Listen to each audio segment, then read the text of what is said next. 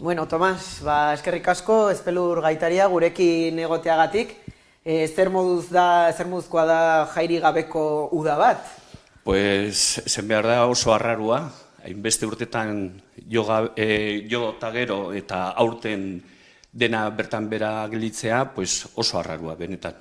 Askok igual ez zenuten jakingo, Tomas ere txino bezala ezaguna daukagu, eta pixkat ezakite uda honetan zerbait aparte egin duzuen, aukerarik izan zuen Zeo zer egiteko? egin dugu, beran adibidez, gure ikaslekin, zen han ematen dugu klaseak eta ikaslekin eman genuen kale jira bat.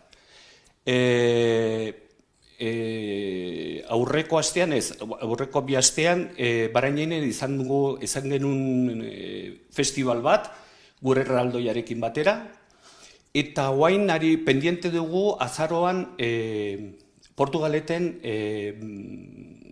merkau bat antolatzen dute, de lutiers, eta nere igual erraldoiarekin joanen gara. Hori da perspektiba. Espero dugu Laister zuekin berriro egotea, gure herri eta auzoetako jaietan zuek ikustea,